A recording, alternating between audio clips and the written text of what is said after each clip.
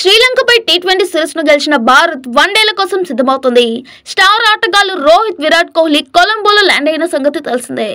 ప్రధాన కోచ్ గౌతమ్ గంభీర్ పర్యవేక్షణలో వీరిద్దరూ తీవ్రంగా శ్రమించారు. కోహ్లీ, రోహిత్ తో గంభీర్ గేమ్ ప్లాన్ పై చర్చించినట్లు వార్తలు వస్తున్నాయి. శుక్రవారం నుంచి 3 వన్డేల సిరీస్ ప్రారంభం కానుంది. శిక్షణ శిబిరంలో ప్రాక్టీస్ చేస్తున్న సమయంలో కోహ్లీని ఉద్దేశించి ఓ శ్రీలంక అభిమాని చేసిన వ్యాఖ్యలు ఇప్పుడు హాట్ టాపిక్ గా మారాయి. కోహ్లీని చోక్లీగా పిలిచిన వీడియోలు సోషల్ మీడియాలో వైరల్ గా మారాయి. ప్రధాన మ్యాచ్ లో సరైన ప్రదర్శన చేయని ఆటగాళ్లను చోకర్ గా పిలుస్తుంటారు. దానికి కోహ్లీ పేరును జోడించి చోక్లీగా అర్చినట్లు ఆ వీడియోలో వినిపించింది. దీంతో అతడిపై నెట్టింట పెద్ద ఎత్తున విమర్శలు రేగాయి. టీ20 ప్రపంచ కప్ ఫైనల్లో విరాట్ అద్భుతమైన ఇన్నింగ్స్ ఆడాడని కొందరు గుర్తు చేశారు.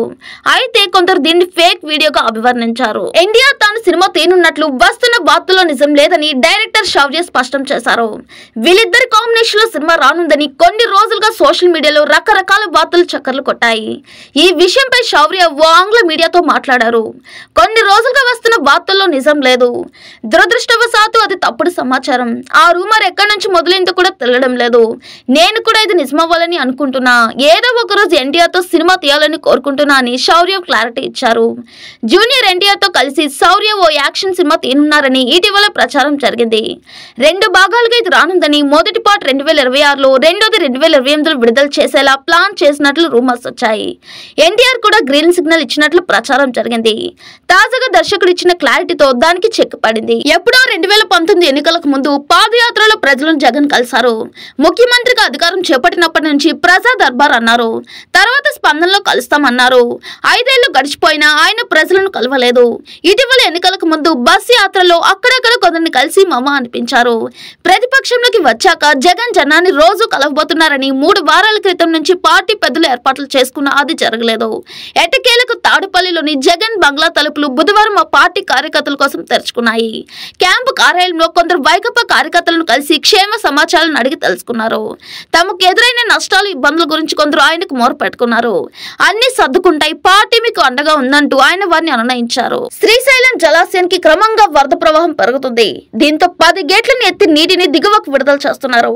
స్పిల్వే ద్వారా 3,17,940 క్యూసెక్ల నీరు విడుదల చేస్తున్నారు. ఎగువ ప్రాంతాలైన జూరాల, సుంకేసుల నుంచి 3,42,026 క్యూసెక్ల వరద నీరు వచ్చి చేరుతుంది. శ్రీశైలం జలాశయం పూర్తి స్థాయి నీటి మట్టం 885 అడుగులు కాగా ప్రస్తుత నీటి మట్టం 884 అడుగులుగా నమోదైంది. గరిష్ట నీటి నిల్వ సామర్థ్యం 215 టీఎంసీలు కాగా ప్రస్తుత నీటి నిల్వ 212 టీఎంసీలుగా ఉంది. శ్రీశైలం కుడి ఎడమ జల విద్యుత్ కేంద్రాల్లో విద్యుత్ ఉత్పత్తి చేస్తూ 60,000 క్యూసెక్ల నీటిని సాగర్ కు విడుదల చేస్తున్నారు. పోతిరెడ్డిపాడు హెడిగ్లేటర్ కు 25,000 క్యూసెక్లు, కల్వకుర్తి ఎత్తిపోతల పథకానికి 1,600 క్యూసెక్ల నీటిని విడుదల చేస్తున్నారు. రామ్ చరణ్ కు కొంచెం విరామం దొరికినా క్లింకారతోనే సమయం గడుపుతారని నిహారిక కొనిదల చెప్పారు.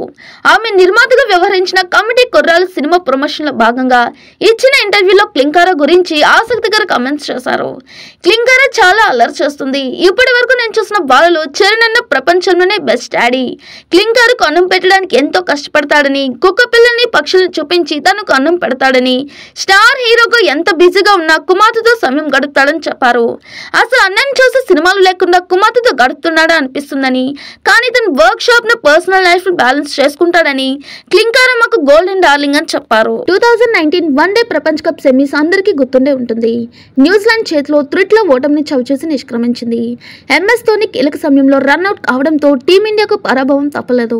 అంతేకాకుండా క్రికెట్ అభిమానులను బాధపెట్టిన మరో అంశం ధోని ఆడిన చివరి అంతర్జాతీయ మ్యాచ్ కూడా అదే. కొద్ది రోజులకే ఇంటర్నేషనల్ క్రికెట్ కు గుడ్ బై చెప్పేశాడు. తాజాగా ఇంటర్వ్యూలో అప్పటి మ్యాచ్ విశేషాలు గుర్తు చేసుకున్నాడు.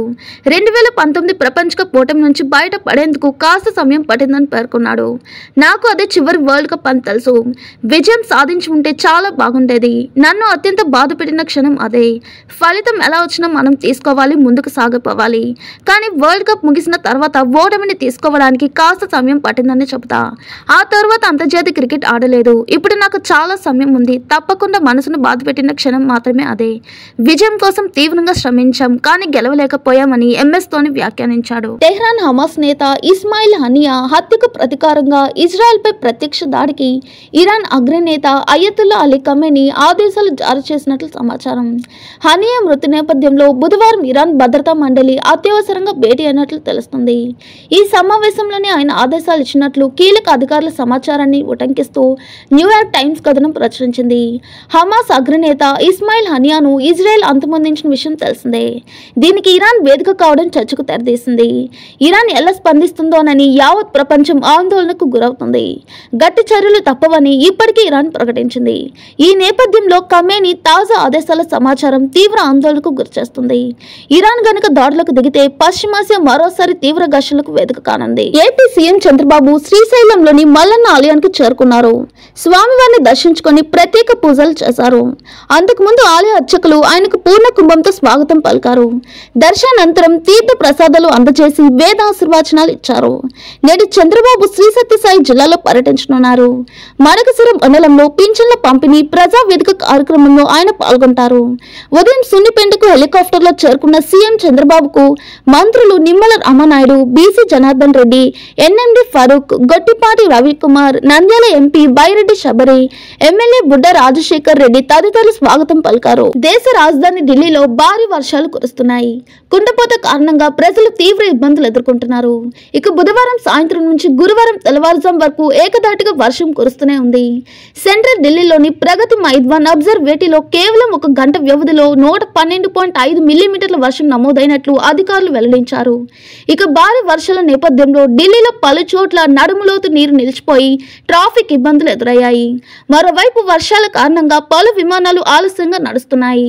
పలు విమాన సర్వీసులను రద్దు చేసినట్లు అధికారులు తెలిపారు. మరికొన్నిటిని దారి మళ్లించారు. ఎడతెరిపిలేని వర్షాల నేపథ్యంలో నేడు ఢిల్లీలో అన్ని పాఠశాలలకు సెలవులు ప్రకటించారు. ఈ మేరకు ఢిల్లీ విద్యాశాఖ మంత్రి అతిశీ ట్విట్టర్ వేదికగా చెప్పుకొచ్చారు. ఇక వర్షాలు కురుస్తున్న వేళ జాగ్రత్తగా ఉండాలని లెఫ్టినెంట్ గవర్నర్ ప్రజలకు సూచించారు.